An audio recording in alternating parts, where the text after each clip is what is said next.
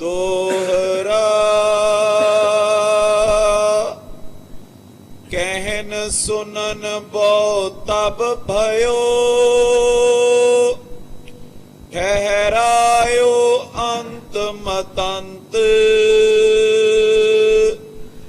नैनाता हम लए हैं हंकारी कुलवंत। वाहिगुरु जी का खालसा वाहिगुरु जी की फतेह। जुगो जुग अटल बाणी गुरु गुरु है बाणी विच बाणी अमृत सारे गुरबाणी कहे सेवक जन मानै परतख गुरु निस्तारे। ऐसे गरीब नवाज सतगुरु श्री गुरु ग्रंथ साहिब जी महाराज जी की पावन पवित्र हजूरी च संध्या वेले दे सजे हुए दीवाना च इकत्र हुई गुरु का खास रूप गुरु खालसा साध संगत जीओ धनता दे पात्र हो वड्डियां भागां वाले हो। निता प्रति गुरु चरना विच हाजरियां भर के गुरु जस सरवण करके अपने जीवन नूं सफला बना रहे हो। मानस जन्म दुर्लभ है, ये दुर्लभ है, बार बार प्राप्त नहीं हुंदा। मानस जन्म अमुल है, होए अमुल साध संग पाए। भाई गुरदास जी कहते बड़ा कीमती ते अमोलक जन्म है, पर साध संगत प्राप्त हो जाए एक कीमती जन्म होर बहुमुल्ला ते बड़मुल्ला हो जाता। जिवें सोने का गहना बड़ा कीमती हुंदा है, पर सोने दे उस गहने विच कोई अगे हीरा जड़ दिता जाए तो होर कीमती हो जाता। इसे तरह यह मनुखा जन्म बड़ा कीमती दुर्लभ ते अमोलक है, सतसंग करके होर अमुलक हो जाता। धन गुरु अर्जन देव साहब जी की पावन पवित्र जीवन कथा चल रही है। पंजवें पातशाह जिन्हां दा कल आउण वाले दिन शहीदी दिहाड़ा है, वो शहीदी दे जिहड़े सतगुरां दे कारण सन, उन्हां कारणां चों एक ये भी कारण है जो कथा चल रही। चंदू दे लागी आए ने उहदी लड़की दा रिश्ता लैके शगन लैके इन्ने नूं दिल्ली दी संगत पहुंच गई, उन्हां दी चिट्ठी पहुंच गई, महाराज इस दोखी दुष्ट दी लड़की दा रिश्ता नहीं लैना, ये हंकारी है, साकत है, दुर्जन है। संगत की बेनती सतगुरां ने प्रवान करदियां लागियां नूं इनकार कर दिता कि वह चुबारा है, चुबारा लभे। गुरु घर नूं मोरी दसदा निमरता वाला है, आपे कोई गरीब सिख गुरु घर नूं आ मिलेगा। लागियां ने बहुत कुछ कहा, पर सतगुरु जी ने कह दिता कि संगत दा हुक्म है, संगत दा मतंत है, हुण जो संगत ने कह दिता उही होवेगा। गरीबन बाग सच्चे पातशाह जी महाराज जी बैठे, सारी संगत बड़ी खुश सी पहला कि गुरु साहब की सगाई होण लगी है। अचानक जदों सगाई होणों रोक दिती गई, एकदम सारियां दे मन दुखी हो गए, एकदम सारियां दे हिरदे दुख दे नाल भर गए। आ की खेड वरत गई, असीं तां खुशी वेखण आए सी, गमगीन हो गए।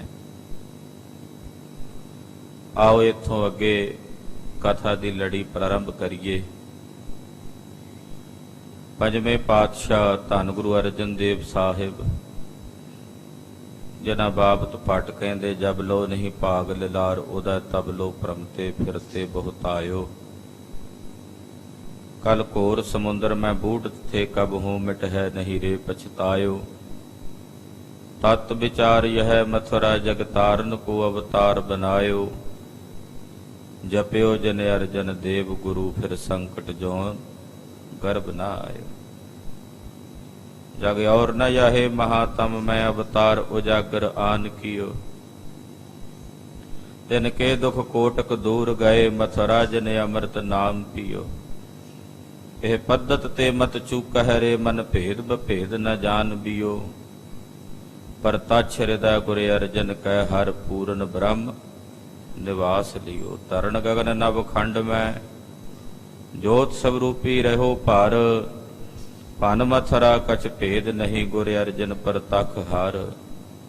भाई सत्ता ते बलवंड जी लिखते ने तख्त बैठा अर्जन गुरु सतगुर का खिवै चंदोआ। उग बनो तै आथ बनो चहो चक्की कीयन लोआ। जिन्नी गुरु न सेव्यो मन मुखा पिया मोआ।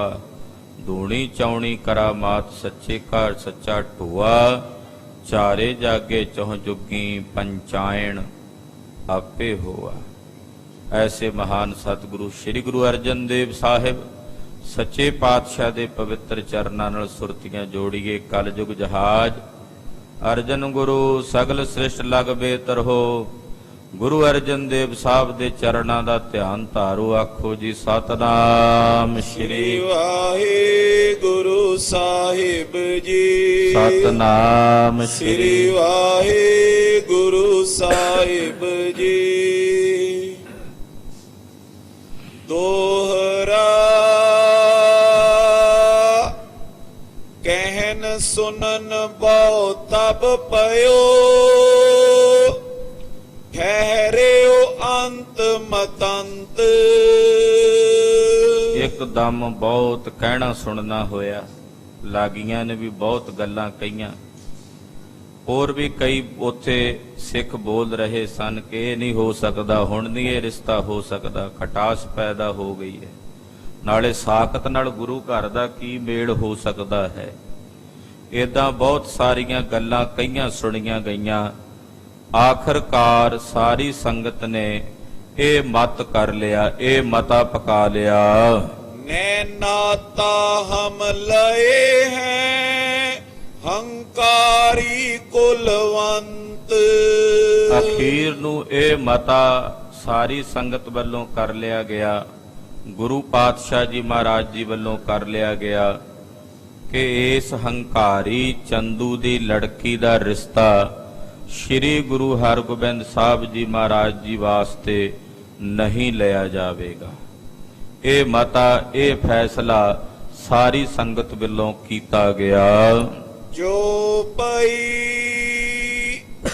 ਦਿਜਨਾਈ ਸੁਨ ਜੁਗਲ ਬਿਸੂਰਤ। ਚੰਦੂ ਦੇ ਭੇਜੇ ਹੋਏ ਜਿਹੜੇ ਲਾਗੀ ਸਨ ਬ੍ਰਾਹਮਣ ਤੇ ਨਾਈ, ਜੋ ਸ਼ਗਨ ਲੈ ਕੇ ਆਏ ਸਨ ਛੇਵੇਂ ਪਾਤਸ਼ਾਹ ਵਾਸਤੇ, ਉਹਨਾਂ ਦੇ ਮਨ 'ਚ ਬੜਾ ਝੋਰਾ ਲੱਗਾ ਹੋਇਆ। ਉਹ ਬਹੁਤ ਜ਼ਿਆਦਾ ਆਪਣੇ ਮਨ 'ਚ ਝੂਰੇ ਹਨ। ਜਨ ਚਿੰਤਾ ਏ ਧਾਰੀ ਮੂਰਤ। ਮਾਨੋ ਜਿਵੇਂ ਚਿੰਤਾ ਨੇ ਮੂਰਤ ਧਾਰਨ ਕਰ ਲਈ ਹੋਵੇ ਇਹਨਾਂ ਦੋਹਾਂ ਦੇ ਰੂਪ ਵਿੱਚ। ਇੰਨੇ ਜ਼ਿਆਦਾ ਚਿੰਤਤ ਚਿੰਤਾਤੁਰ ਹੋਏ ਹਨ। ਕਹਿ ਪਉ ਰਹੇ ਨਹੀਂ ਗੁਰਮਾਨੀ। ਗੁਰੂ ਸਾਹਿਬ ਜੀ ਨੂੰ ਕਹਿੰਦੇ ਰਹੇ ਜੀ ਤੁਸੀਂ ਰਿਸ਼ਤਾ ਕਬੂਲ ਕਰ ਲਓ, ਲੈ ਲਓ, ਸ਼ਗਨ ਲਾ ਲੈਣ ਦਿਓ ਸਾਨੂੰ, ਗੁਰੂ ਹਰਗੋਬਿੰਦ ਸਾਹਿਬ ਨੂੰ। ਆਪੇ ਬਾਅਦ ਵਿੱਚ ਇਹ ਸਾਰੀਆਂ ਗੱਲਾਂ ਖਤਮ ਹੋ ਜਾਣਗੀਆਂ। ਅੱਗੋਂ ਤੋਂ ਨਹੀਂ ਐਸੋ ਜੀ ਗੱਲ ਕੋਈ ਹੁੰਦੀ, ਅਸੀਂ ਜ਼ਿੰਮੇਵਾਰੀ ਲੈਨੇ ਆ।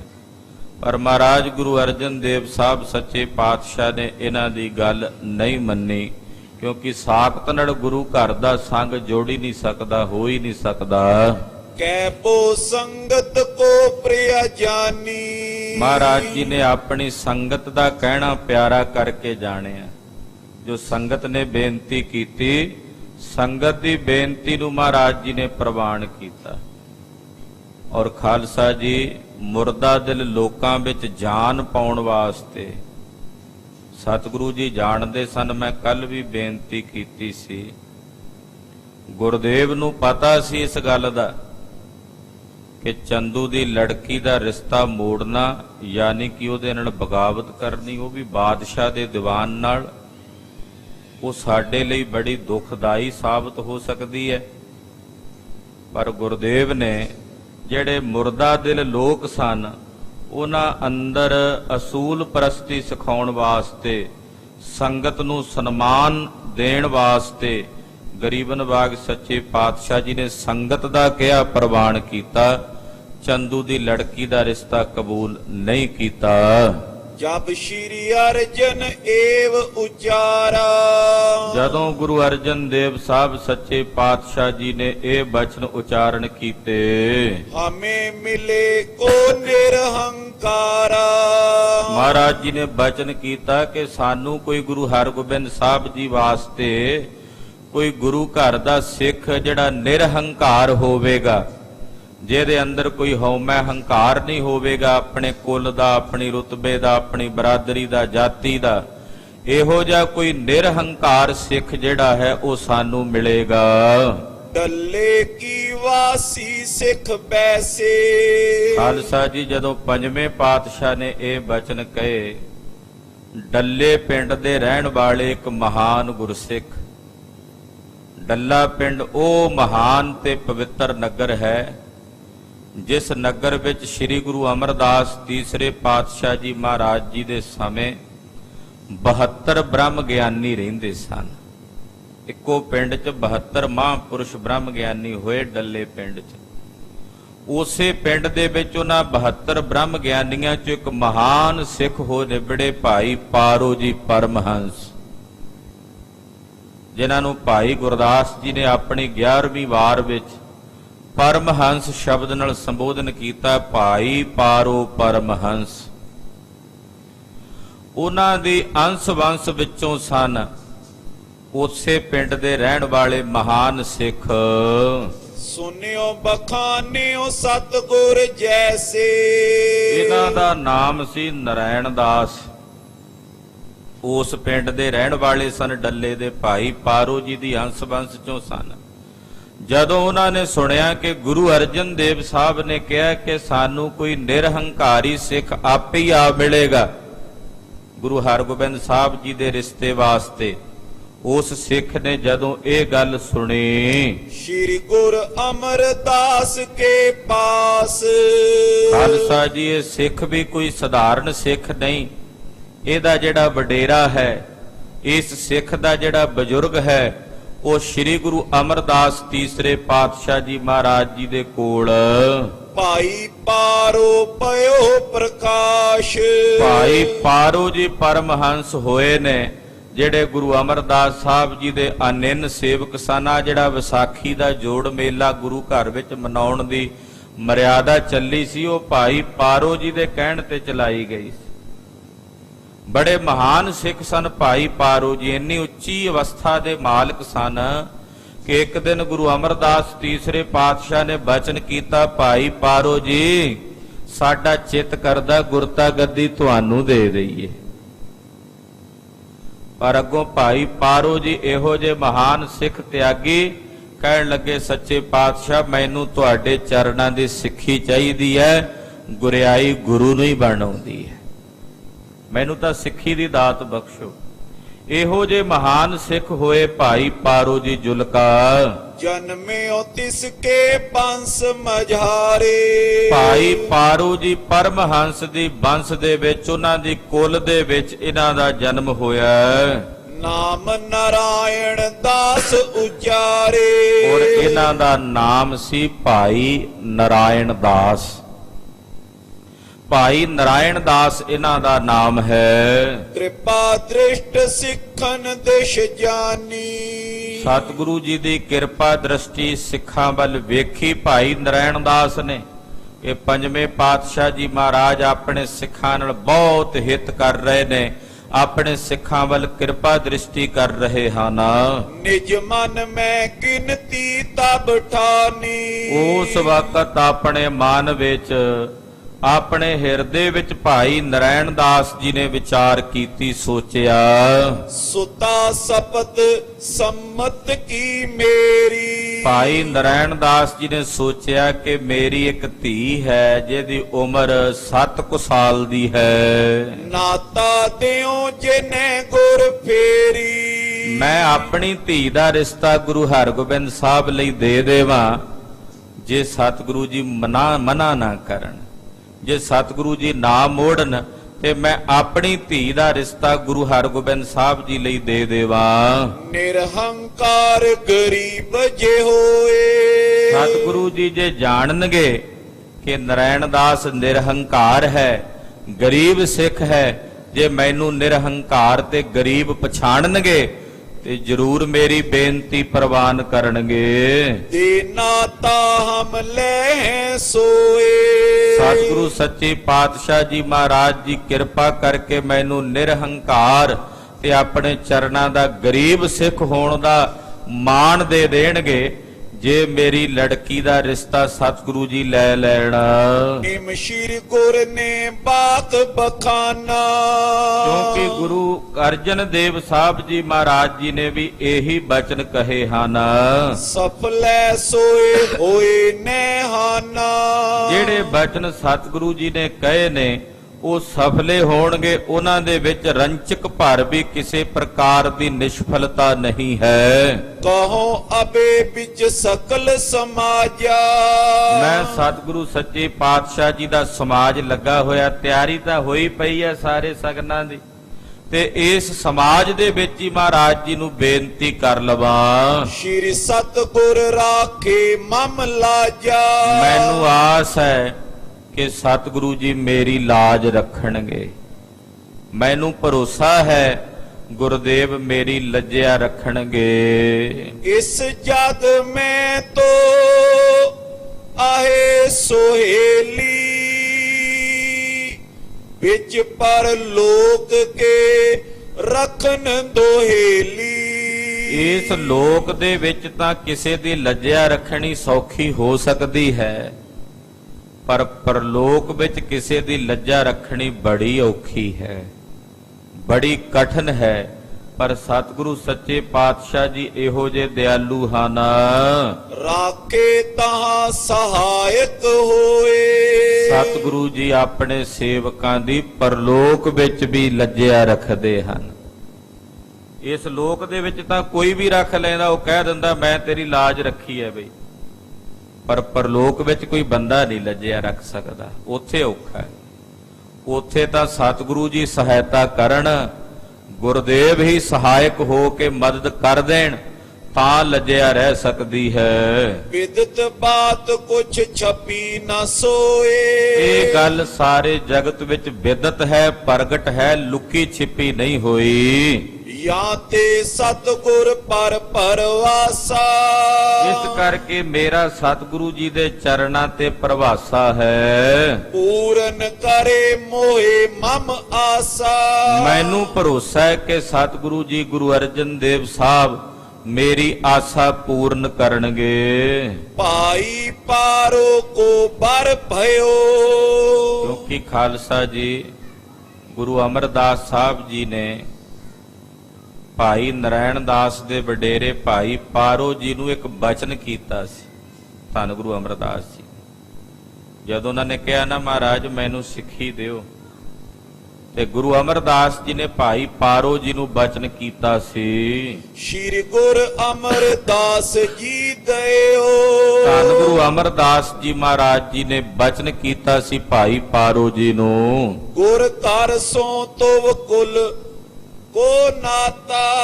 ਬਚਨ ਕੀਤਾ ਸੀ ਭਾਈ ਪਾਰੋ ਗੁਰੂ ਘਰ ਦੇ ਨਾਲ ਤੇਰੀ ਕੁਲ ਦਾ ਰਿਸ਼ਤਾ ਜੁੜੇਗਾ, ਸੰਬੰਧ ਜੁੜੇਗਾ।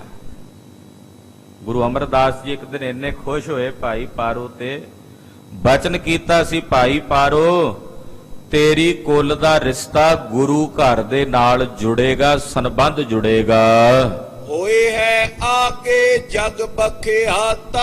ਆਉਣ ਵਾਲੇ ਸਮੇਂ 'ਚ ਇਹ ਗੱਲ ਜਗਤ ਵਿੱਚ ਪ੍ਰਗਟ ਹੋਵੇਗੀ। ਇਹ ਵਰ ਗੁਰੂ ਅਮਰਦਾਸ ਜੀ ਨੇ ਦਿੱਤਾ ਸੀ। ਸੋ ਅਬ ਸਮਾ ਆਨ ਕਰ ਹੋਵਾ। ਉਹ ਸਮਾਂ ਹੁਣ ਆ ਪਹੁੰਚਿਆ। ਗੁਰੂ ਅਮਰਦਾਸ ਸਾਹਿਬ ਜੀ ਦੇ ਬਚਨ ਪੂਰੇ ਹੋਣ ਦਾ ਸਮਾਂ ਆ ਪਹੁੰਚਿਆ ਹੈ। ਉਚ ਗਈ ਮੰਡਲ ਮੈਂ ਜੋਵਾ। ਅਚਾਨਕ ਹੀ ਅਚਨ ਚੇਤ ਹੀ ਇੱਥੇ ਉਹ ਸਾਰਾ ਮਾਹੌਲ ਬਣ ਗਿਆ, ਆਪੇ ਹੀ ਉਹ ਸਾਰਾ ਸਬਬ ਬਣ ਗਿਆ ਗੁਰੂ ਅਮਰਦਾਸ ਸਾਹਿਬ ਜੀ ਦੇ ਬਚਨ ਪੂਰੇ ਹੋਣ ਵਾਲਾ। ਇਤਿਆਦਿਕ ਬੋਰੇ ਦੇ ਵਿਚਾਰਾ। ਇਹ ਤਾਂ ਬੜੀਆਂ ਵਿਚਾਰਾਂ ਭਾਈ ਨਰੈਣ ਦਾਸ ਨੇ ਆਪਣੇ ਹਿਰਦੇ ਵਿੱਚ ਕੀਤੀਆਂ ਹਨ। ਸਾਰ ਅਸਾਰ ਕਰਿਓ ਨਿਰਧਾਰਾ। ਔਰ ਸਾਰ ਅਸਾਰ ਦੋਨਾਂ ਦੀ ਨਿਰਣਾ, ਦੋਨਾਂ ਦਾ ਨਿਰਧਾਰਤ ਨਿਰਣਾ ਭਾਈ ਨਰਾਇਣ ਦਾਸ ਜੀ ਨੇ ਕੀਤਾ ਹੈ। ਖਰੋ ਪਇਓ ਜੋਰੇ ਜੁਗ ਹਾਥ। ਇਹ ਵਿਚਾਰ ਕਰਕੇ ਭਾਈ ਨਰਾਇਣ ਦਾਸ ਜੀ ਨੇ ਹੌਸਲਾ ਕੀਤਾ ਕਿ ਗੁਰੂ ਅਮਰਦਾਸ ਜੀ ਦੇ ਬਚਨ ਪੂਰੇ ਹੋਣ ਦਾ ਸਮਾਂ ਸ਼ਾਇਦ ਅੱਜ ਹੀ ਹੋਵੇ। ਭਾਈ ਨਰਾਇਣ ਦਾਸ ਜੀ ਉੱਠ ਕੇ ਹੱਥ ਜੋੜੇ, ਗਲ ਵਿੱਚ ਪੱਲੂ ਪਾਇਆ, ਧੰਨ ਸ੍ਰੀ ਗੁਰੂ ਅਰਜਨ ਦੇਵ ਸਾਹਿਬ ਜੀ ਦੇ ਸਾਨਮੁਖ ਉੱਠ ਕੇ ਖਲੋ ਕੇ ਬੇਨਤੀ ਕਰਨ ਲੱਗੇ। ਏ ਪ੍ਰਭ ਮੁਝ ਕੋ ਲਖੋ ਅਨਾਥ। ਆਖਿਆ ਸਤਿਗੁਰੂ ਜੀ ਮੈਂ ਅਨਾਥ ਹਾਂ। ਅਨਾਥ ਦਾ ਮਤਲਬ ਜਿਹਦਾ ਕੋਈ ਵਾਲੀ ਵਾਰਸ ਨਾ ਹੋਵੇ ਉਹਨੂੰ ਅਨਾਥ ਕਹਿੰਦੇ ਆ। ਮਹਾਰਾਜ ਮੈਂ ਅਨਾਥ ਹਾਂ, ਮੈਨੂੰ ਆਪਣਾ ਸੇਵਕ ਜਾਣੋ। ਪਾਰੋ ਬੰਸ ਵਿਖੇ ਜਨਮਿਓ। ਮੈਂ ਗੁਰੂ ਘਰ ਦੇ ਸਿੱਖ ਭਾਈ ਪਾਰੋ ਜੀ ਜੁਲਕਾ ਦੇ ਘਰ ਵਿੱਚ ਭਾਈ ਪਾਰੋ ਜੀ ਦੀ ਅੰਸ਼ ਦੇ ਵਿੱਚ ਜਨਮਿਆ ਹਾਂ। ਡੱਲੇ ਕੀ ਵਾਸੀ ਮੈਂ ਥਿਓ। ਔਰ ਗਰੀਬ ਨਵਾਜ ਪਾਤਸ਼ਾਹ ਮੈਂ ਡੱਲੇ ਪਿੰਡ ਦਾ ਰਹਿਣ ਵਾਲਾ, ਡੱਲੇ ਦਾ ਵਸਿੰਦਾ ਹਾਂ। ਸ਼ੁਭ ਖਤਰੀਓ ਦਾਸ ਤੁਮਾਰਾ। ਖੱਤਰੀ ਵਰਨ ਹੈ ਮੇਰਾ, ਜੁਲਕਾ ਗੋਤ ਹੈ। ਮਹਾਰਾਜ ਮੈਂ ਤੁਹਾਡੇ ਚਰਨਾਂ ਦਾ ਦਾਸ ਹਾਂ, ਸੇਵਕ ਹਾਂ। ਮੁਝ ਨਕੇਤ ਨੇ ਦਰਬ ਉਧਾਰਾ। ਮਹਾਰਾਜ ਗਰੀਬ ਨਵਾਜ ਸੱਚੇ ਪਾਤਸ਼ਾਹ ਮੈਂ ਗਰੀਬ ਸਿੱਖ ਵੀ ਹਾਂ। ਮੇਰੇ ਘਰ 'ਚ ਕੋਈ ਬਹੁਤਾ ਧਨ ਨਹੀਂ ਹੈ। ਮੈਂ ਕੋਈ ਬਹੁਤ ਜ਼ਿਆਦਾ ਧਨਵਾਨ ਤੇ ਸ਼ਾਹੂਕਾਰ ਵੀ ਨਹੀਂ ਹਾਂ। ਵੱਡਿਓ ਸਹਿਤ ਹਮ ਗੁਰ ਸ਼ਰਨਾਈ। ਮੇਰੇ ਵੱਡਿਆਂ ਵਡੇਰਿਆਂ ਤੋਂ ਲੈ ਕੇ ਮੇਰੇ ਤਾਈਂ ਅਸੀਂ ਸਾਰੇ ਗੁਰੂ ਨਾਨਕ ਦੇ ਘਰ ਦੀ ਸ਼ਰਨ ਦੇ ਗੋਲੇ ਹਾਂ। ਅਸੀਂ ਸਭ ਗੁਰੂ ਨਾਨਕ ਦੇ ਘਰ ਦੇ ਦਾਸ ਹਾਂ। ਮਮ ਪੁੱਤਰੀ ਕੀ ਲਹੋ ਸਗਾਈ। ਮਹਾਰਾਜ ਮੇਰਾ ਮੂੰਹ ਛੋਟਾ ਹੈ, ਗੱਲ ਮੈਂ ਬੜੀ ਵੱਡੀ ਕਹਿਣ ਲੱਗਾ ਤੇ ਮੈਨੂੰ ਭਰੋਸਾ ਹੈ ਕਿ ਤੁਸੀਂ ਮੇਰੀ ਗੱਲ ਦਾ ਮਾਣ ਰੱਖੋਗੇ। ਮਹਾਰਾਜ ਮੇਰੇ ਕੋਲ ਇੱਕ ਆਪ ਜੀ ਦੀ ਬਖਸ਼ੀ ਹੋਈ ਧੀ ਹੈ। ਉਹਦੀ ਉਮਰ ਵੀ 7 ਸਾਲ ਦੀ ਹੈ। ਜੇ ਆਪ ਜੀ ਕਿਰਪਾ ਕਰੋ, ਦਇਆ ਕਰੋ, ਮੇਰੀ ਧੀ ਦਾ ਰਿਸ਼ਤਾ ਸ਼੍ਰੀ ਗੁਰੂ ਹਰਗੋਬਿੰਦ ਸਾਹਿਬ ਜੀ ਮਹਾਰਾਜ ਜੀ ਵਾਸਤੇ ਲੈ ਲਵੋ। ਸੰਮਤ ਸਪਤ ਆਰ ਬਲ ਹੋਏ। ਮਹਾਰਾਜ ਮੇਰੀ ਧੀ ਦੀ ਉਮਰ ਕੋਈ 7 ਕੁ ਸਾਲ ਦੀ ਹੈ। ਹਰ ਗੋਬਿੰਦ ਦਾਸੀ ਬਨ ਸੋਏ। ਔਰ ਉਹਦਾ ਨਾਂ ਹੈ ਦਮੋਦਰੀ। ਮਹਾਰਾਜ 6ਵੇਂ ਪਾਤਸ਼ਾਹ ਦੇ ਸਭ ਤੋਂ ਵੱਡੇ ਮਹਿਲ ਸਨ ਮਾਤਾ ਦਮੋਦਰੀ ਜੀ। ਉਹ ਭਾਈ ਨਰਾਇਣ ਦਾਸ ਜੀ ਦੇ ਸੁਪੁੱਤਰੀ ਸਨ।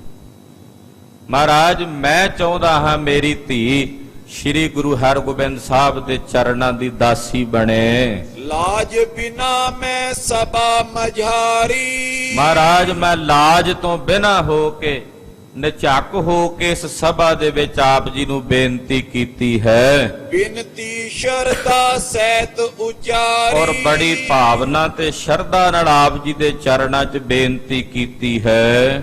ਰਾਖੋ ਲਾਜ ਮੋਏ ਪਰਵਾਸਾ।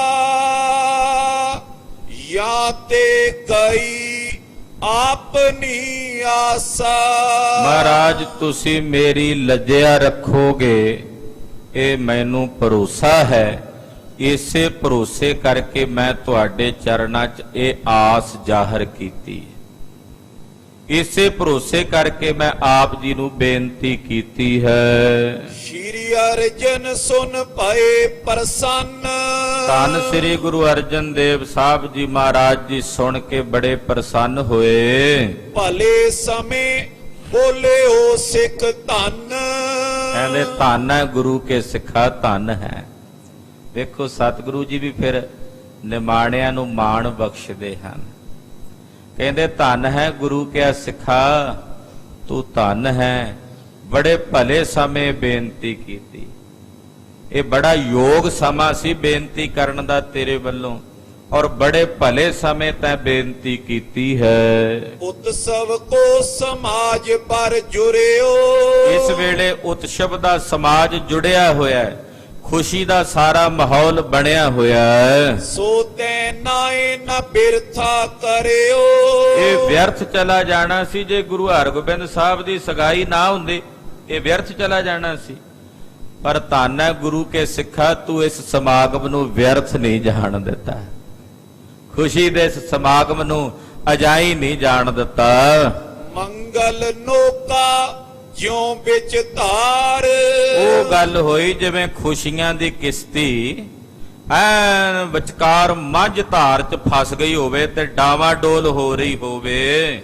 ਬੂਡਤ ਹੋਤੀ ਲਗਾਈ ਪਾਰ। ਉਹ ਡੁੱਬਦੀ ਹੋਈ ਖੁਸ਼ੀ ਦੀ ਬੇੜੀ ਨੂੰ ਅਚਾਨਕ ਕਿਸੇ ਨੇ ਪਾਰ ਉਤਾਰ ਦਿੱਤਾ ਹੋਵੇ। ਭਾਈ ਨਰੈਣ ਦਾਸ, ਅੱਜ ਤੂੰ ਵੀ ਉਹੀ ਕੰਮ ਕੀਤਾ। ਖੁਸ਼ੀ ਦਾ ਜਿਹੜਾ ਸਮਾਗਮ ਡੁੱਬਦਾ ਚੱਲਿਆ ਜਾ ਰਿਹਾ ਸੀ, ਤੂੰ ਉਹਨੂੰ ਕਿਨਾਰੇ ਲਾ ਦਿੱਤਾ, ਤੂੰ ਉਹਨੂੰ ਬੰਨੇ ਲਾ ਦਿੱਤਾ। ਧੰਨ ਹੈ ਗੁਰੂ ਕਿਆ ਲਾਲਾ। ਮਹਿਮਾ ਗੁਰ ਸਿੱਖਨ ਕੀ ਮਹਾ। ਗੁਰੂ ਕੇ ਸਿੱਖਾਂ ਦੀ ਮਹਿਮਾ ਮਹਾਨ ਹੈ, ਉਹ ਕਥਨ ਨਹੀਂ ਹੋ ਸਕਦੀ, ਵਖਿਆਨ ਨਹੀਂ ਹੋ ਸਕਦੀ। ਗੁਰੂ ਕੇ ਸਿੱਖਾਂ ਦੀ ਮਹਿਮਾ ਇਹੋ ਜੀ ਭਾਰੀ ਹੈ, ਕੋ ਸਮਤਾ ਕਰ ਸਕੇ ਨ ਤਾਹਾਂ। ਗੁਰੂ ਕੇ ਸਿੱਖਾਂ ਦੀ ਬਰਾਬਰੀ ਕੋਈ ਨਹੀਂ ਕਰ ਸਕਦਾ। ਇਹ ਪੰਜਵੇਂ ਪਾਤਸ਼ਾਹ ਕਹਿ ਰਹੇ ਨੇ। ਜਿਹੜਾ ਅਸਲ ਵਿੱਚ ਗੁਰਸਿੱਖ ਹੈ ਨਾ, ਗੁਰੂ ਕੀ ਸਿੱਖਿਆ ਅਨੁਸਾਰ ਚੱਲਣ ਵਾਲਾ, ਉਹਦੀ ਬਰਾਬਰੀ ਦੁਨੀਆ ਦਾ ਕੋਈ ਦੇਵੀ ਦੇਵਤਾ ਵੀ ਨਹੀਂ ਕਰ ਸਕਦਾ। ਤਦੇ ਤੇ ਇਹੋ ਜਿਹੇ ਗੁਰਸਿੱਖਾਂ ਨੂੰ ਬੁਲਾ ਕੇ ਮਹਾਰਾਜ ਕਹਿੰਦੇ, ਜੋ ਦਿਸੈ ਗੁਰਸਿੱਖੜਾ ਤਿਸ ਨਿਵ ਨਿਵ ਲਾਗੋਂ ਪਾਏ ਜੀ। ਇਦਾਂ ਹੀ ਤਾਂ ਨਹੀਂ ਕਹਿ ਦਿੱਤਾ ਭਾਈ ਗੁਰਦਾਸ ਨੇ, ਮੇਰੀ ਖੱਲੋਂ ਮੌਜੜੇ ਗੁਰਸਿੱਖ ਹੰਡਾਂਦੇ। ਮੈਂ ਆਪਣੀ ਖੱਲ ਦੇ ਮੌਜੇ ਬਣਾ ਕੇ, ਜੁਰਾਬਾਂ ਬਣਾ ਕੇ ਗੁਰਸਿੱਖਾਂ ਦੇ ਚਰਨਾਂ 'ਚ ਪਾ ਦਿਆਂ। ਬਲਿਆਰ ਗੁਰਸਿੱਖਾਂ ਤੋਂ ਉਹ ਗੁਰਸਿੱਖ ਮੀਤ ਚਲੋ ਗੁਰ ਚਾਲੀ, ਜਿਹੜੇ ਗੁਰੂ ਕੀ ਸਿੱਖਿਆ ਅਨੁਸਾਰ ਚੱਲਣ ਵਾਲੇ। ਨਾਂ ਦੇ ਸਿੱਖ ਨਹੀਂ, ਵੈਸੇ ਤਾਂ ਜਿਹੜੇ ਨਾਂ ਦੇ ਸਿੱਖ ਨੇ ਮਹਾਰਾਜ ਜੀ ਉਹਨਾਂ ਨੂੰ ਵੀ ਥਾਰ ਦਿੰਦੇ ਐ। ਨਾਮ ਧਰੀਕ ਉਧਾਰੇ ਭਗਤੈ ਸੰਸਾ ਕੌਣ। ਮਹਾਰਾਜ ਜਿਹੜੇ ਨਾਮ ਦੇ ਹੀ ਸੀ ਉਹ ਵੀ ਤਾਰ ਦਿੱਤੇ। ਜਿਹੜੇ ਅਸਲ ਵਿੱਚ ਸਿੱਖ ਬਣ ਗਏ ਉਹਨਾਂ ਦੇ ਤਰਨ ਵਿੱਚ ਕਿਹੜਾ ਕੋਈ ਸੰਸਾ ਹੈ।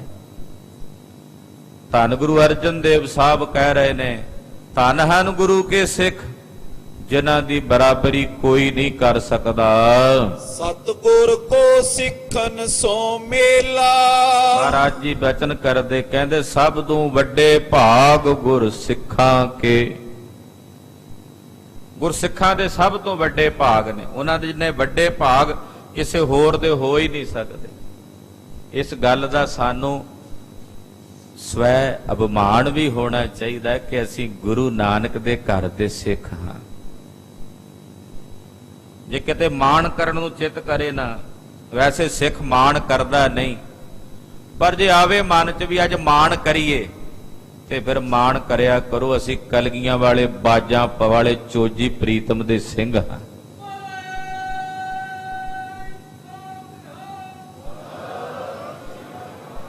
ਉਦੋਂ ਇਹ ਮਾਣ ਕਰਿਆ ਕਰੋ, ਅਸੀਂ ਗੁਰੂ ਕੇ ਸਿੱਖ। ਮਹਾਰਾਜ ਧੰਨ ਗੁਰੂ ਅਰਜਨ ਦੇਵ ਸਾਹਿਬ ਬੜੀ ਵਡਿਆਈ ਕੀਤੀ ਸਿੱਖਾਂ ਦੀ। ਕਹਿੰਦੇ ਬੜੇ ਭਲੇ ਸਮੇਂ ਤੂੰ ਇਹ ਗੱਲ ਕਹੀ ਹੈ, ਧੰਨ ਹੈ ਗੁਰੂ ਕੇ ਸਿੱਖਾ, ਤੂੰ ਸਤਿਗੁਰਾਂ ਦੇ ਸਿੱਖਾਂ ਦਾ ਜਿਹੜਾ ਇਹ ਮੇਲਾ ਹੈ। ਸਕਲ ਥਾਨ ਮੈਂ ਹੋਤ ਸੁਹੇਲਾ। ਸਾਰੀਆਂ ਥਾਵਾਂ ਤੇ ਸੁਹੇਲਾ ਹੁੰਦਾ, ਸੁਖਦਾਈ ਹੁੰਦਾ ਹੈ। ਹੰਕਾਰੀ ਮਨ ਮੁਖ ਨਰ ਜੋਏ। ਜਿਹੜੇ ਹੰਕਾਰੀ ਤੇ ਮਨਮੁਖ ਲੋਕ ਹੁੰਦੇ ਨੇ, ਸਤਿਗੁਰ ਸੰਗ ਮੇਲ ਨੈ ਹੋਏ। ਉਹਨਾਂ ਦਾ ਸਤਿਗੁਰਾਂ ਨਾਲ ਮੇਲ ਨਹੀਂ ਹੋ ਸਕਦਾ। ਗੁਰਸਿੱਖਾਂ ਦੇ ਤੇ ਸਤਿਗੁਰਾਂ ਦਾ ਮੇਲਾ ਹੋ ਸਕਦਾ ਹੈ, ਔਰ ਹਰ ਜਗ੍ਹਾ ਤੇ ਹੁੰਦਾ। ਸਤਿਗੁਰਾਂ ਤੇ ਸਿੱਖਾਂ ਦਾ ਮੇਲ ਸੁਖਦਾਈ ਹੁੰਦਾ ਹੈ, ਪਰ ਜਿਹੜੇ ਹੰਕਾਰੀ ਤੇ ਮਨਮੁਖ ਨੇ ਉਹਨਾਂ ਦਾ ਮੇਲਾ ਕਦੇ ਸਤਿਗੁਰਾਂ ਨਾਲ ਨਹੀਂ ਹੋ ਸਕਦਾ। ਉਹ ਕਦੇ ਗੁਰੂ ਨਾਲ ਨਹੀਂ ਮਿਲ ਸਕਦੇ।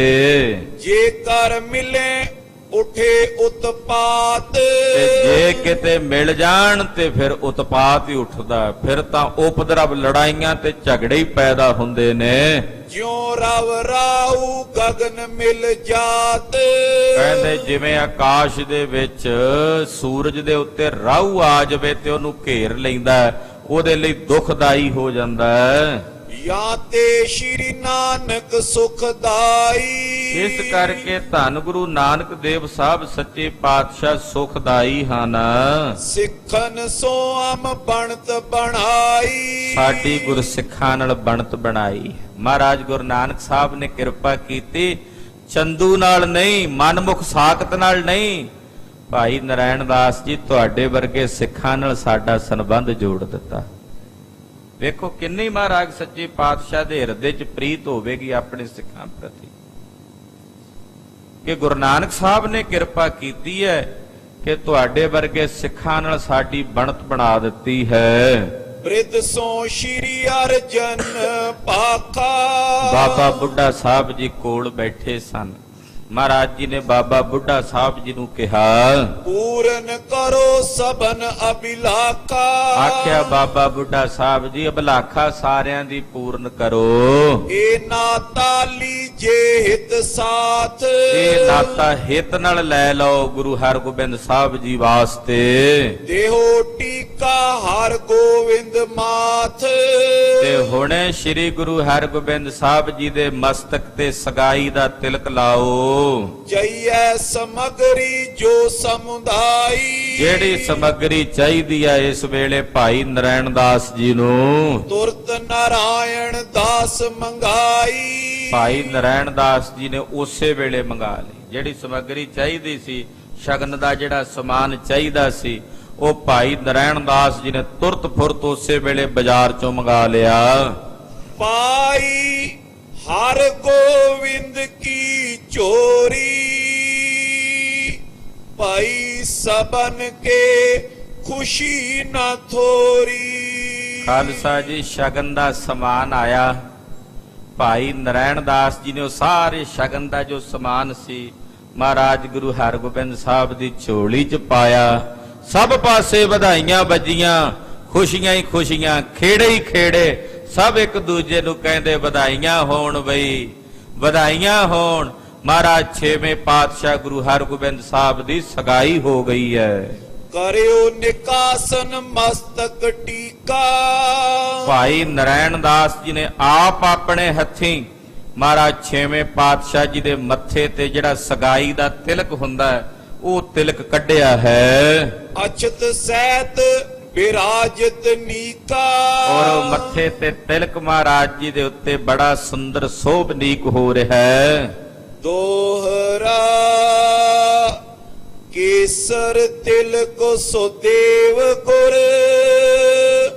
ਤਿਸ ਕੇ ਮੰਗਲ ਆਏ।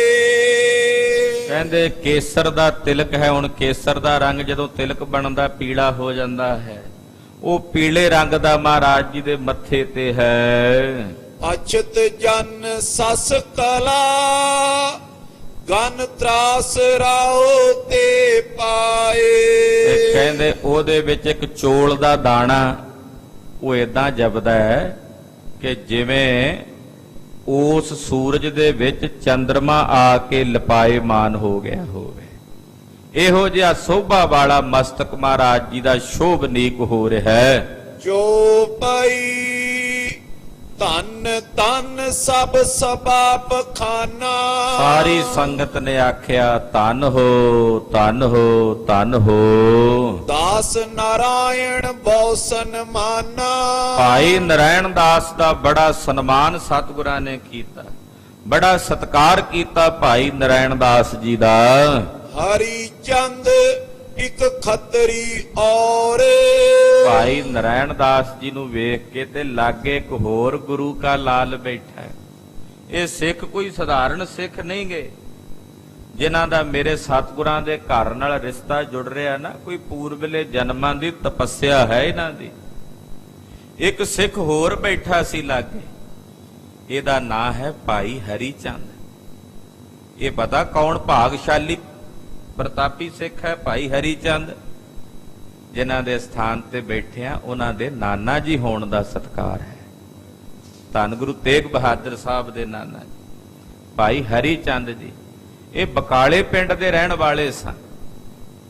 ਭਾਈ ਹਰੀ ਚੰਦ ਜੀ ਉਸ ਵੇਲੇ ਉੱਠੇ। ਲੰਮ ਗੋਤ ਬੈਠੇ ਹੋ ਤਿਸ ਠੌਰ। ਇਹਨਾਂ ਦਾ ਗੋਤ ਸੀ ਲੰਮ। ਲੰਮ ਗੋਤ ਦੇ ਧਾਰਨੀ ਸਨ, ਇਹ ਉੱਥੇ ਬੈਠੇ ਸਨ। ਤਹਿ ਬਿਲੋਕ ਤਿਨ ਹਿਰਦੇ ਵਿਚਾਰਾ। ਭਾਈ ਨਰੈਣ ਦਾਸ ਨੂੰ ਭਾਗਸ਼ਾਲੀ ਵੇਖ ਕੇ ਭਾਈ ਹਰੀ ਚੰਦ ਨੇ ਮਨ 'ਚ ਵਿਚਾਰ ਕੀਤੀ। ਇਸ ਤੇ ਆਚੀ ਅਪਰ ਨਕਾਰਾ। ਕਹਿੰਦੇ ਇਹਦੇ ਤੋਂ ਚੰਗੀ ਕਾਰ, ਇਹਦੇ ਤੋਂ ਚੰਗੀ ਸੇਵਾ ਹੋਰ ਕਿਹੜੀ ਹੋ ਸਕਦੀ ਹੈ। ਮਮ ਕਰ ਸੁਤਾ ਸੋ ਅਰਪਨ ਕਰੋ। ਮੇਰੇ ਘਰ ਵਿੱਚ ਵੀ ਇੱਕ ਧੀ ਹੈ ਤੇ ਮੈਂ ਆਪਣੀ ਧੀ ਵੀ ਗੁਰੂ ਚਰਨਾਂ ਵਿੱਚ ਅਰਪਣ ਕਰ ਦੇਵਾਂ। ਇਸੀ ਸਮੇਂ ਮੈਂ ਉਚਿਤ ਨਾ ਟਰੋ। ਇਹੀ ਸਮਾਂ ਬੜਾ ਵਧੀਆ ਸਮਾਂ, ਯੋਗ ਸਮਾਂ। ਇਸ ਸਮੇਂ ਤੋਂ ਮੈਨੂੰ ਟਲਣਾ ਨਹੀਂ ਚਾਹੀਦਾ, ਇਸ ਸਮੇਂ ਤੋਂ ਮੈਨੂੰ ਟਾਲ ਮਟੋਲਾ ਨਹੀਂ ਕਰਨਾ ਚਾਹੀਦਾ। ਖਰੇ ਹੋਏ ਸੋ ਬਿਨਤੀ ਕਏ। ਉੱਠ ਕੇ ਖਲੋ ਕੇ ਭਾਈ ਹਰੀ ਚੰਦ ਨੇ ਬੇਨਤੀ ਕੀਤੀ। ਤਵੈ ਸੰਮਤ ਕੀ ਦੋਇਥਾ ਆਏ। ਬੇਨਤੀ ਕੀਤੀ ਭਾਈ ਹਰੀ ਚੰਦ ਨੇ, ਮਹਾਰਾਜ ਮੇਰੇ ਕੋਲ 2 ਸਾਲਾਂ ਦੀ ਲੜਕੀ ਹੈ। ਮੈਂ ਚਾਹੁੰਦੀ ਹੋ ਤੁਮ ਪਾਸੀ। ਤੇ ਮੈਂ ਆਪਣੀ ਧੀ ਵੀ ਗੁਰੂ ਹਰਗੋਬਿੰਦ ਸਾਹਿਬ ਦੇ ਚਰਨਾਂ ਦੀ ਦਾਸੀ ਬਣਾਉਣਾ ਚਾਹੁੰਦਾ ਹਾਂ। ਹਰ ਗੋਬਿੰਦ ਕੀ ਬਨੈ ਦਾਸੀ। ਮੇਰੀ ਇੱਛਾ 6ਵੇਂ ਪਾਤਸ਼ਾਹ ਦੀ ਉਹ ਦਾਸੀ ਬਣੇ। ਆਪ ਅਨਾਥਨ ਕੇ ਹੋ ਨਾਥ। ਇੱਥੇ ਹੁਣ ਵਿਚਾਰ ਹੈ, ਕਈ ਕਹਿੰਦੇ ਜੀ ਗੁਰੂ ਅਰਜਨ ਦੇਵ ਸਾਹਿਬ ਤੱਕ ਇੱਕ ਸ਼ਾਦੀ ਸੀ। ਗੁਰੂ ਨਾਨਕ ਸਾਹਿਬ, ਗੁਰੂ ਅੰਗਦ ਸਾਹਿਬ, ਗੁਰੂ ਅਮਰਦਾਸ, ਗੁਰੂ ਰਾਮਦਾਸ, ਗੁਰੂ ਹਰਗੋਬਿੰਦ ਸਾਹਿਬ ਦੀਆਂ 3 ਸ਼ਾਦੀਆਂ। ਕਈਆਂ ਦੇ ਮਨ 'ਚ ਸੰਦੇਹ ਉੱਠਦਾ ਵੀ ਐਸਾ ਕਿਉਂ। 5ਵੇਂ ਪਾਤਸ਼ਾਹ ਤੱਕ ਸੰਤਗੀਰੀ ਦੀ ਬਿਰਤੀ ਰਹੀ ਹੈ ਤੇ 6ਵੇਂ ਪਾਤਸ਼ਾਹ ਦੇ ਸਮੇਂ ਗੁਰਦੇਵ ਨੇ ਬਾਦਸ਼ਾਹੀ ਠਾਠ ਅਪਣਾਇਆ, ਮੀਰੀ ਤੇ ਪੀਰੀ ਦੇ ਦੋਵੇਂ ਸਿਧਾਂਤ। ਹੁਣ ਜਦੋਂ ਕੋਈ ਰਾਜਾ ਤਖਤ ਤੇ ਬੈਠਦਾ ਹੈ ਤੇ ਫਿਰ ਰਾਜਾ ਇੱਕ ਤੋਂ ਵਧੇਕ ਸ਼ਾਦੀਆਂ ਵੀ ਕਰਾਉਂਦਾ। ਇਸ ਕਰਕੇ ਕੋਈ ਸੰਦੇਹ ਨਾ ਕਰੇ, ਕੋਈ ਸੰਸਾ ਨਾ ਕਰੇ। ਭਾਈ ਹਰੀ ਚੰਦ ਨੇ ਬੇਨਤੀ ਕੀਤੀ, ਮਹਾਰਾਜ ਤੁਸੀਂ ਅਨਾਥਾਂ ਦੇ ਨਾਥ ਹੋ। ਜਾਂ ਤੇ ਕਉ ਜੋਰ ਜੁਗ ਹਾਥ। ਇਸ ਕਰਕੇ ਮੈਂ ਆਪਣੇ ਦੋਵੇਂ ਹੱਥ ਜੋੜ ਕੇ ਆਪ ਜੀ ਨੂੰ ਬੇਨਤੀ ਕਰਦਾ ਹਾਂ। ਕੀਜੇ ਅੰਗੀਕਾਰ ਸਗਾਈ। ਮਹਾਰਾਜ ਮੇਰੀ ਧੀ ਦੀ ਸਗਾਈ ਵੀ ਆਪ ਜੀ ਅੰਗੀਕਾਰ ਕਰ ਲਵੋ। ਮਨ ਬਚ ਕਰਮ ਤੇ ਮੈਂ ਸ਼ਰਨਾਈ। ਮਨ ਬਚ ਕਰਮ ਕਰਕੇ ਮੈਂ ਤੁਹਾਡੀ ਸ਼ਰਨ ਚ ਹਾਂ। ਮੰਪਾਹਾ ਤੋ ਸ਼ਰਣੰ, ਮੈਂ ਤੁਹਾਡੀ ਸ਼ਰਨ ਵਿੱਚ ਹਾਂ, ਸ਼ਰਨ ਵਿੱਚ ਹਾਂ। ਸ਼੍ਰੀ ਅਰਜਨ ਸੁਨ ਕੈ ਸਿੱਖ ਬਿਨਤੀ। ਭਾਈ ਉਹਨਾਂ ਸਮਿਆਂ ਵਿੱਚ ਛੋਟੇ ਬੱਚਿਆਂ ਦੀਆਂ ਸਗਾਈਆਂ ਕਰ ਦਿੱਤੀਆਂ ਜਾਂਦੀਆਂ ਸਨ। ਕਈ ਵਾਰੀ ਸ਼ਾਦੀ ਵੀ ਕਰ ਦਿੱਤੀ ਜਾਂਦੀ ਸੀ, ਪਰ ਜਿਹੜਾ ਮੁਕਲਾਵਾ ਸੀ ਉਹ ਜਦੋਂ ਬੱਚੇ ਜਵਾਨ ਹੁੰਦੇ ਸਨ ਉਦੋਂ ਲੈ ਆਉਂਦੇ ਸੀ। ਇਹ ਮਰਿਆਦਾ ਪੁਰਾਣੇ ਸਮਿਆਂ ਵਿੱਚ ਚੱਲਦੀ ਰਹੀ ਹੈ।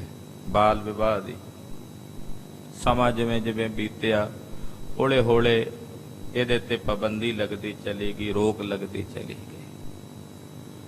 ਤੋ ਹਾਲੇ 2 ਸਾਲ ਦੀ ਲੜਕੀ ਸੀ ਭਾਈ ਹਰੀ ਚੰਦ ਦੀ। ਇਹ ਉਹ ਸੁਭਾਗਸ਼ਾਲੀ ਲੜਕੀ ਜਿਨ੍ਹਾਂ ਦਾ ਨਾਂ ਹੈ ਮਾਤਾ ਨਾਨਕੀ।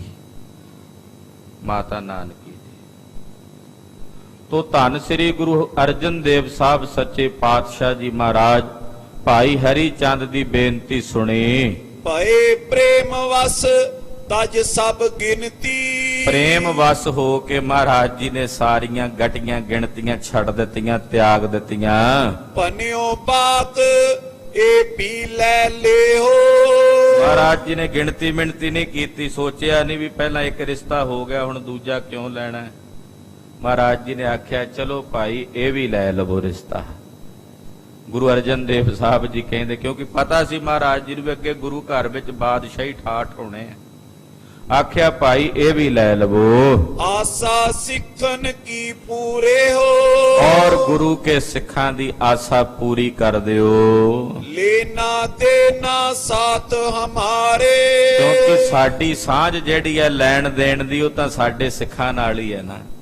ਸਾਡਾ ਲੈਣਾ ਸਾਡਾ ਦੇਣਾ ਉਹ ਸਾਡੇ ਸਿੱਖਾਂ ਨਾਲ ਹੀ ਹੈ। ਗੁਰ ਸਿੱਖਨ ਕੀ ਸਾਂਝ ਉਧਾਰੇ, ਗੁਰ ਸਿੱਖਾਂ ਦੀ ਸਾਂਝ ਹੈ ਬੜੀ ਭਾਰੀ। ਹਰੀ ਚੰਦ ਤਬ ਹੋਏ ਨਜੀਕਾ, ਭਾਈ ਹਰੀ ਚੰਦ ਜੀ ਵੀ ਅੱਗੇ ਆਏ। ਦਿਓ ਸਗਨ ਅਰ ਕਾਢਿਓ ਟੀਕਾ, ਭਾਈ ਹਰੀ ਚੰਦ ਜੀ ਨੇ ਵੀ ਆ ਕੇ ਸ਼ਗਨ ਦਿੱਤਾ ਤੇ ਮਹਾਰਾਜ ਜੀ ਦੇ ਮਸਤਕ ਤੇ ਤਿਲਕ ਕੱਢਿਆ।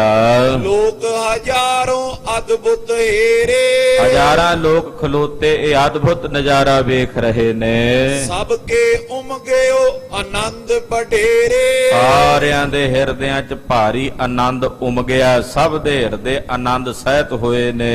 ਕਈ ਪਰਸਪਰ ਚੌਂਪ ਵਧਾਈ, ਔਰ ਆਪਸ ਵਿੱਚ ਭਾਰੀ ਵਧਾਈ ਦਿੰਦੇ। ਸਿੱਖ ਇੱਕ ਦੂਜੇ ਦੇ ਗਲ ਮਿਲ ਮਿਲ ਵਧਾਈਆਂ ਦਿੰਦੇ ਹਨ।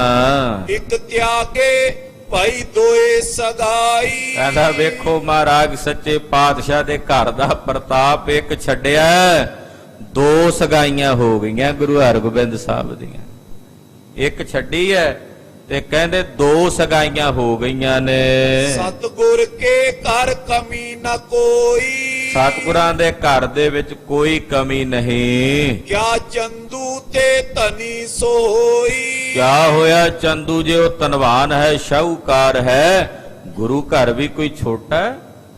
ਕਿਆ ਹੋਇਆ ਜੇ ਚੰਦੂ ਧਨਵਾਨ ਤੇ ਸ਼ਾਹੂਕਾਰ ਹੈ? ਲੈਨੋ ਦੇਨ ਹਜ਼ਾਰਨ ਕੇਰਾ, ਇੱਥੇ ਕਿਹੜਾ ਕੋਈ ਕਮੀ ਹੈ? ਸਤਿਗੁਰਾਂ ਦੇ ਘਰ ਵਿੱਚ ਵੀ ਲੱਖਾਂ ਰੁਪਈਆ ਆ ਰਿਹਾ ਜਾ ਰਿਹਾ ਹੈ। ਸਭ ਤੇ ਸਤਿਗੁਰ ਸਦਨ ਉਚੇਰਾ, ਸਤਿਗੁਰੂ ਜੀ ਦਾ ਘਰ ਸਾਰਿਆਂ ਤੋਂ ਉੱਚਾ ਹੈ। ਸਭ ਤੋਂ ਵੱਡਾ ਸਤਿਗੁਰਾਂ ਦਾ ਘਰ ਹੈ। ਜੇਕਰ ਤਿਸ ਕੇ ਹੋਵਤ ਨਾਤਾ, ਜੇਕਰ ਚੰਦੂ ਦੇ ਨਾਲ ਸਤਿਗੁਰਾਂ ਦੇ ਘਰ ਦਾ ਨਾਤਾ ਹੋ ਵੀ ਜਾਂਦਾ, ਕਬੋਂ ਉਠਤ ਮਹਿਤ ਉਤਪਾਤਾ, ਫਿਰ ਬੜੇ ਹੋਰ ਉਪਦਰਵ ਹੋਣੇ ਸੀ। ਕਈ ਤਰ੍ਹਾਂ ਦੇ ਉਤਪਾਤ ਉਹਨੇ ਰਚਾਣੇ ਸਨ। ਸ਼ਾਹ ਦੀਵਾਨੀ ਤੇ ਹੰਕਾਰਾ, ਕਿਉਂਕਿ ਉਹਨੂੰ ਬਾਦਸ਼ਾਹ ਦੇ ਦੀਵਾਨ ਹੋਣ ਦਾ ਹੰਕਾਰ ਹੈ।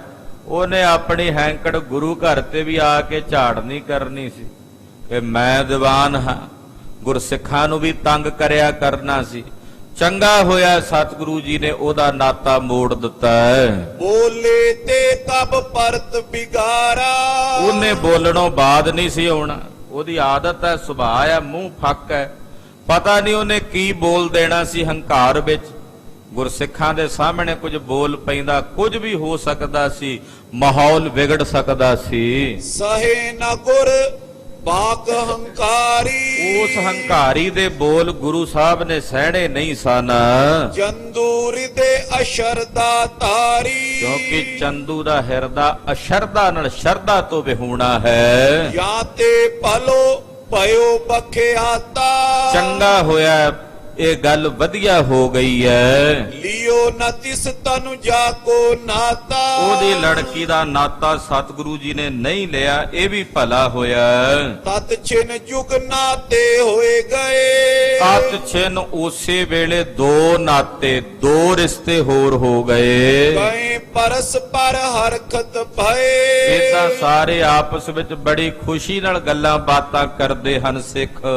ਜਨ ਗਨ ਰੰਕਨ ਸੁਰ ਤਰ ਲਿਓ, ਕਹਿੰਦੇ ਮਾਨੋ ਜਿਵੇਂ ਜਨਮ ਤੋਂ ਭਿਖਾਰੀ ਨੂੰ ਕਿਸੇ ਨੂੰ ਦੇਵਤਰ ਕਲਪ ਬ੍ਰਿਛ ਮਿਲ ਜੇ ਤੇ ਜਿੰਨਾ ਖੁਸ਼ ਹੁੰਦਾ ਹੈ, ਇੰਨੀ ਖੁਸ਼ੀ ਸਿੱਖਾਂ ਦੇ ਦਿਲਾਂ ਵਿੱਚ ਵਰਤ ਰਹੀ ਹੈ। ਛੀਨ ਸਬਨ ਤੇ ਪੁਨ ਤਿਨ ਦਿਓ, ਔਰ ਕਹਿੰਦੇ ਉਹ ਖੁਸ਼ੀ ਸਾਰੀ ਮਹਾਰਾਜ ਜੀ ਨੇ ਸਿੱਖਾਂ ਵਿੱਚ ਵੰਡ ਦਿੱਤੀ ਹੈ। ਕੋਈ ਕਿਤੋਂ ਆਨੰਦ ਕੀ ਬਾਰੀ, ਕਹਿੰਦੇ ਏਦਾਂ ਜਾਪਦਾ ਜਿਵੇਂ ਆਨੰਦ ਦੀ ਬਗੀਚੀ ਨੂੰ ਬੋ ਦਿੱਤਾ ਹੋਵੇ, ਬੀਜ ਦਿੱਤਾ ਹੋਵੇ। ਸੂਕਤ ਹੋਤੀ ਸੀਂਚ ਬਰ ਭਾਰੀ, ਉਹ ਸੁੱਕ ਚੱਲੀ ਸੀ ਤੇ ਮਹਾਰਾਜ ਜੀ ਨੇ ਅਚਾਨਕ ਜਲ ਲਾ ਕੇ ਉਹਨੂੰ ਹਰਿਆ ਭਰਿਆ ਕਰ ਦਿੱਤਾ ਹੈ। ਇਸ ਪ੍ਰਕਾਰ ਮੰਗਲ ਪੁਨ ਹੋਇਓ, ਇਸ ਪ੍ਰਕਾਰ ਨਾਲ ਇੱਕਦਮ ਜਿੱਥੇ ਪਹਿਲਾਂ ਸ਼ੋਕ ਬਣ ਗਿਆ ਸੀ, ਦੁੱਖ ਬਣ ਗਿਆ ਸੀ, ਉੱਥੇ ਫਿਰ ਖੁਸ਼ੀਆਂ ਦੀਆਂ ਲਹਿਰਾਂ ਦੌੜ ਪਈਆਂ, ਫਿਰ ਨਫੀਰੀਆਂ ਵੱਜ ਪਈਆਂ, ਨਗਾਰੇ ਫਿਰ ਵੱਜਣ ਲੱਗੇ।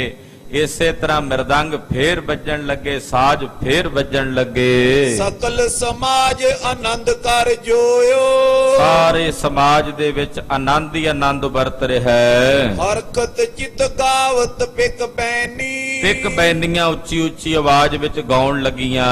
ਉਮਗ ਉਮਗ ਕਰ ਪੰਕਜ ਨੈਣੀ ਉਮਗ ਉਮਗ ਕੇ ਗਾਉਂਦੀਆਂ ਸੁਹਾਗਣਾਂ ਨੇ ਇੱਕ ਪ੍ਰਕਾਰ ਦੇ ਸ਼ਬਦ। ਨੋਬਤ ਬਾਜਤ ਸੈਤ ਨਫੀਰਨ ਨੌਬਤਾਂ ਵੱਜੀਆਂ, ਨਫੀਰੀਆਂ ਵੱਜੀਆਂ ਹਨ। ਬੋਲਤ ਪਾਟ ਸੁਜਸ ਵਿਸਤੀਰਨ ਭੱਟ ਮਹਾਰਾਜ ਜੀ ਦਾ ਉੱਚੀ ਉੱਚੀ ਸੁਜਸ ਕਰਦੇ, ਮਹਾਰਾਜ ਜੀ ਦਾ ਜਸ ਗਾਉਂਦੇ ਹਨ। ਤੰਬੂਰਾ ਮਿਰਤੰਗ ਬਜਾਵਤ ਤੰਬੂਰ ਵੱਜਦੇ ਨੇ ਔਰ ਉਹਦੇ ਨਾਲ ਤੰਬੂਰ ਦੇ ਮਿਰਦੰਗ ਵੱਜਦੇ ਹਨ। ਗੀਤ ਕਲਾਵਤ ਗਾਵਤ ਭਾਵਤ ਔਰ ਨਾਲ ਨਾਲ ਸੋਹਣੇ ਸੋਹਣੇ ਸ਼ਬਦਾਂ ਨੂੰ ਗਾਉਂਦੇ ਹਨ, ਕਲਾਵਤ ਕਲਾਵਾਂ ਵਿਖਾਉਂਦੇ ਹਨ। ਡੋਮ ਆਦ ਮੰਗਤ ਜਨ ਸਾਰੇ ਡੋਮ ਮਰਾਸ਼ੀ ਮੰਗਤੇ ਸਾਰੇ ਆ ਗਏ। ਸਤਿਗੁਰ ਕੋ ਜੈਕਾਰ ਉਚਾਰੇ ਆ ਕੇ ਸਤਿਗੁਰਾਂ ਦੀ ਜੈ ਜੈਕਾਰ ਦਾ ਨਾਦ ਉਚਾਰਦੇ ਹਨ। ਲੇ ਆਇਸ ਤਬ ਉਠੇ ਮਸੰਦ ਮਹਾਰਾਜ ਜੀ ਦੀ ਆਗਿਆ ਲੈ ਕੇ ਮਸੰਦ ਉੱਠੇ ਹਨ। ਮੋਦਕ ਤਰੇ ਪਤਾਸੇ ਬ੍ਰਿੰਦ ਅੱਗੇ ਲੱਡੂ ਪਏ ਸਨ, ਪਤਾਸੇ ਪਏ ਹੋਏ ਸਨ। ਮਿਸਰੀ ਕੇ ਪੋਥਾਰ ਸੁਧਾਰੇ ਮਿਸ਼ਰੀ ਦੇ ਥਾਲ ਭਰੇ ਹੋਏ ਸਨ। ਮੇਵਾ ਗਰੀ ਬਦਾਮ ਛੁਹਾਰੇ ਕਈ ਮੇਵੇ, ਗਰੀਆਂ, ਬਦਾਮ, ਛੁਹਾਰੇ ਉਹ ਵਿੱਚ ਪਏ ਹੋਏ ਸਨ। ਸਭ ਵਰਤਾਏ ਸਭਾ ਮਝਾਰੇ ਸਾਰੀ ਸੰਗਤ ਵਿੱਚ ਇਹ ਮੇਵੇ ਵਰਤਾਏ ਗਏ, ਲੱਡੂ ਵਰਤਾਏ ਗਏ, ਮਿਸ਼ਰੀ ਵੰਡੀ ਗਈ, ਪਤਾਸੇ ਵੰਡੇ ਗਏ। ਪਰ ਪਰ ਅੰਜੁਲ ਦੇ ਜਨ ਸਾਰੇ ਬੁੱਕਾਂ ਭਰ ਭਰ ਕੇ ਸਾਰਿਆਂ ਦੀਆਂ ਝੋਲੀਆਂ ਵਿੱਚ ਪਾਉਂਦੇ ਹਨ। ਅਦਕ ਪੀਰੇਰੀ ਗੁਰ ਜਬੇ ਬਹੁਤ ਜ਼ਿਆਦਾ ਸੰਗਤ ਦਾ ਇਕੱਠ ਜਦੋਂ ਗੁਰਦੇਵ ਨੇ ਵੇਖਿਆ, ਗਨ ਵਰਤਾਵੇ ਲਾਇਸ ਤਬੇ ਮਹਾਰਾਜ ਜੀ ਨੇ ਵਰਤਾਵਿਆਂ ਨੂੰ ਆਖਿਆ ਵੀ ਹੋਰ ਲੱਗ ਜਾਓ ਵੀ ਵਰਤਾਵੇ ਛੇਤੀ ਸਾਰਿਆਂ ਵਿੱਚ ਵਰਤ ਜਾਏਗਾ। ਸਭ ਕੋ ਪਹੁੰਚਿਓ ਕਯੋ ਸੁਨਾਈ ਮਹਾਰਾਜ ਜੀ ਨੇ ਕਿਹਾ ਭਾਈ ਸਾਰਿਆਂ ਨੂੰ ਪਹੁੰਚ ਜੇ, ਕੋਈ ਵੀ ਖਾਲੀ ਨਾ ਰਹਿ ਜੇ, ਸਭ ਨੂੰ ਪ੍ਰਸ਼ਾਦ ਮਿਲੇ। ਵਰਤੀ ਤੁਰਤ ਸਮੂਹ ਮਿਠਿਆਈ ਏਦਾਂ ਵੇਖਦਿਆਂ ਵੇਖਦਿਆਂ ਮਠਿਆਈ ਸਾਰਿਆਂ ਵਿੱਚ ਵੰਡੀ ਗਈ। ਸਭਈ ਧਨ ਧਨ ਗੁਰ ਕਹੇ ਤੁਮਰੇ ਸਮ ਤੁਮ ਹੀ ਪ੍ਰਭ ਆਏ। ਸਾਰੇ ਕਹਿੰਦੇ ਧੰਨ ਹੋ ਗੁਰੂ ਅਰਜਨ ਦੇਵ ਸਾਹਿਬ, ਧੰਨ ਹੋ, ਧੰਨ ਹੋ। ਤੁਹਾਡੀ ਉਪਮਾ ਤੁਹਾਨੂੰ ਹੀ ਬਣਾਉਂਦੀ ਹੈ। ਤੁਹਾਡੇ ਵਰਗੇ ਤੁਸੀਂ ਖੁਦ ਹੀ ਹੋ, ਕਿਹਾ ਨਹੀਂ ਜਾ ਸਕਦਾ ਵੀ ਤੁਹਾਡੇ ਵਰਗਾ ਕੋਈ ਹੋਰ ਹੈ। ਮਹਾਰਾਜ ਤੁਹਾਡੇ ਵਰਗੇ ਕੇਵਲ ਤੁਸੀਂ ਹੋ। ਤਦੇ ਭੱਟ ਕਹਿੰਦੇ ਨੇ ਤਰਨ ਗਗਨ ਨਭ ਖੰਡ ਮੈਂ, ਜੋਤ ਸਭ ਰੂਪੀ ਰਹਿਓ ਭਰ, ਭਨ ਮਥਰਾ ਕਛ ਭੇਦ ਨਹੀਂ, ਗੁਰ ਅਰਜਨ ਪ੍ਰਤੱਖ ਹਰ।